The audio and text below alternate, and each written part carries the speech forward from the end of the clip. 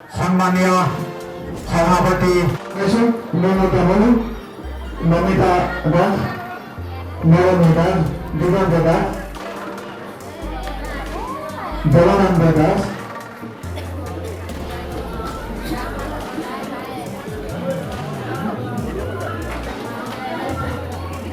নকুল Das, জুনাবু Das, bishop Das, Sourav Das, যুৱ বিধায়ক। এই কাৱৈমাৰী গাঁৱৰ আজি প্ৰায় শতাধিক পুৰুষ মহিলা যুৱক যুৱতীয়ে আজি ভাৰতীয় জনতা পাৰ্টিত দলটোৰ যি নিস্বাৰ্থ সমাজ সেৱা দেশ সেৱা এইখিনিত ৰাইজ মুগ্ধ হৈছে। মাননীয় মুখ্যমন্ত্ৰীগৰাকীৰ কামত তেখেতলোক সন্তুষ্ট, গতিকে সকলো ফালৰ পৰা সন্তুষ্ট হৈ তেখেতলোকে বিজেপি দলত আজি যোগদান কৰিছে। মই সকলো নতুন নৱাগত কাৰ্যকৰ্তাক, এখন গাঁৱৰ ৰাইজসকলক, যুৱ বন্ধুসকলক মই আদৰণি জনাইছোঁ। কাৰণ দেশ এখন আৰু সমাজ এখন নিৰ্মাণ কৰাৰ দায়িত্ব কেৱল বিধায়কজনৰ হ'ব নোৱাৰে, সকলো ৰাইজৰ দায়িত্ব আছে। আৰু সেই দায়িত্বকে মূৰ পাতি ল'বৰ কাৰণে গাঁওখনৰ বহু নতুন যুৱক যুৱতী, পুৰুষ মহিলা আজি আকৌ আমাক সহায়ৰ হাত দিবৰ কাৰণে আগবাঢ়ি আহিছে। এনেও এইখন গাঁৱত বিজেপিৰ প্ৰতি মৰম ভাল পোৱা বহুত বেছি। বিজেপিকেই যোৱা বৰ্ষবিলাকত ৰাইজে সমৰ্থন কৰি আহিছে, কিন্তু এইবাৰ যিসকল বাকী আছিল তাৰ মাজত আজি আকৌ প্ৰায় শতাধিক এইটো ৱাৰ্ডৰ পৰাই আগবাঢ়ি গৈছে। আৰু আমাৰ এখন গাঁৱৰ পৰা ৰাইজে আমাৰ জীৱকান্ত দাসক এবাৰ ৱাৰ্ড সদস্য হিচাপেও প্ৰক্ষেপ কৰিছে। তেখেতেও আবেদন নিবেদন ইতিমধ্যে কৰিছেই। গতিকে মই ভাবোঁ যে এইবাৰ নিৰ্বাচনত আমি বিজেপিয়ে খোৱাং সমষ্টি হিচাপে আমি নিৰ্বাচন খেলিম।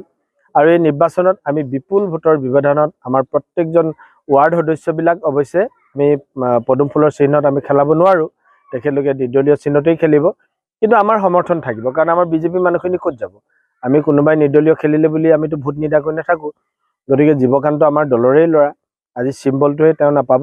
গতিকে তেখেতক আমাৰ দলৰ কাৰ্যকৰ্তাসকল, গাঁওবাসী, ৰাইজ সকলোৱে সমৰ্থন নিশ্চিতভাৱে তেওঁক আগবঢ়াব। কাৰণ তেখেতে ইতিমধ্যে আবেদন কৰিছেই। গতিকে আবেদন যেতিয়া বৈধ হ'ব, বৈধ হোৱাৰ পাছত তেখেত প্ৰাৰ্থী হিচাপে ঘোষণা হ'ব আৰু নিৰ্বাচনৰ কেম্পেইনত তেখেতলোকে লাগি যাব।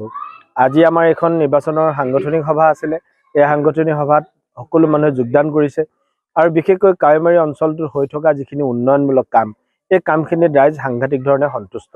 এইখন গাঁৱে আটাইতকৈ পানীত জ্বলা কলা খোৱা এটা অৱস্থা হৈছিলে। গতিকে এই গাঁওখনলৈ আমাৰ সেই সময়ৰ মাননীয় মুখ্যমন্ত্ৰী ডক্টৰ হিমন্ত বিশ্ব শৰ্মা ডাঙৰীয়া, প্ৰাক্তন মুখ্যমন্ত্ৰী সৰ্বানন্দ সোণোৱাল ডাঙৰীয়া, জলসম্পদ বিভাগৰ মন্ত্ৰী পীযুষ হাজৰিকা ডাঙৰীয়া, গ্ৰামোন্নয়ন বিভাগৰ মন্ত্ৰী ৰঞ্জিত কুমাৰ দাস ডাঙৰীয়া আহি ৰাইজৰ মনৰ দুখৰ বতৰা ওচৰৰ পৰা লৈ গৈছিলে। গতিকে তাৰ পাছত ইয়াত যিসকল মানুহ ঘৰৰ ক্ষতিগ্ৰস্ত হৈছিল, ঘৰ দুৱাৰ কিবা কিবি বহুত ক্ষতিগ্ৰস্ত হৈছিলে, সেই সকলোকো আকৌ চৰকাৰে বহু লোকক ইতিমধ্যে ক্ষতি প্ৰদান কৰিছে, ক্ষতিপূৰণ কৰিছে। তাৰ উপৰিও মই বিধায়ক হিচাপে কাৱৈমাৰী অঞ্চলৰ বহুত বাটপথ যিকেইটা বাকী আছিলেগৈ পকা বনাবলৈ, সেইকেইটাকো এইবাৰ নতুনকৈ আমি পকা বনাই আছোঁ। কালি পৰহি মই ইয়াত এটা নতুন মডেল অংগনবাড়ী কেন্দ্ৰ 25 লাখ টকাৰে নিৰ্মাণ কৰি ৰাইজৰ হাতত অৰ্পণ কৰি গৈছোঁ। আজি আমি যিখন মঞ্চত সভা কৰিলোঁ, সেই ৰাজহুৱা প্ৰেক্ষাগৃহটো মই বিধায়ক হোৱাৰ পাছত আজিৰ পৰা 4 বছৰ আগতে নিৰ্মাণ কৰাই দিছিলোঁ। গতিকে ৰাইজ যথেষ্ট সন্তুষ্ট, আৰু ৰাইজে সেইকাৰণে বিজেপিক ভাল পায়।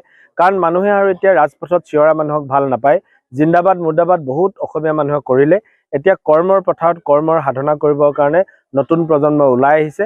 সেইকাৰণে আন্দোলন কৰা মানুহৰ বিপৰীতে কাম কৰা মানুহৰ লগত লগ দিবৰ কাৰণে বিজেপিৰ ওচৰলৈ সকলো মানুহ আগবাঢ়ি আহিছে। গতিকে মই সকলোকে আহ্বান জনাইছোঁ।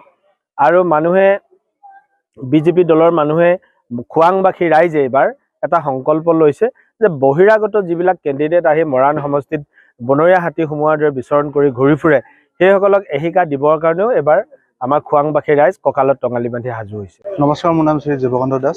এবাৰ বিজেপিৰ যদিও দলৰ প্ৰতীক চিহ্ন নাথাকে, বিজেপি দলে মোকেই এই ৱাৰ্ড সদস্য হিচাপে এবাৰ প্ৰতিনিধিত্ব কৰাইছে। সেইকাৰণে মই দলক অশেষ ধন্যবাদ জ্ঞাপন কৰিছোঁ। আৰু ৰাইজৰ সহস্ৰ ৰাইজৰ ছাপোৰ্ট পাই মই আগন্তুক ৱাৰ্ড সদস্যৰ বাবে মই মনোনীত কৰিছোঁ।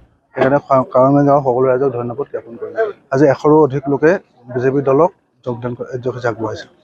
নহয় চাওক, যেতিয়া বিজেপি চৰকাৰ গঠন হ'ল তেতিয়াৰ পৰা আমাৰ কিছুমান সমস্যাৰ সমাধান ঘটিছে। বাট পথেই হওক, স্কুল কলেজেই হওক, ৰাস্তা পদূলি হওক, আৰু আমাৰ পাৰ্মানেণ্টলি ৰিংমানৰ কামখিনি আমাৰ বিজেপি চৰকাৰ দিনত হৈছে। আৰু কিছুমান অনাগত দিনত সমস্যা আছে, যেনেকৈ কিছুমান সৰু অঞ্চলৰ কিছুমান সৰু গুৱাহাটী টাইপৰ ৰাস্তা আছে, কিছুমান মানুহ এতিয়াও মানে কিছুমানৰ ঘৰ পোৱা হোৱা নাই, সেইখিনিৰ ওপৰত ৰাইজৰ লগত সংগতি ৰাখি মই এবাৰ ইলেকশ্যনটো আগবাঢ়িছোঁ।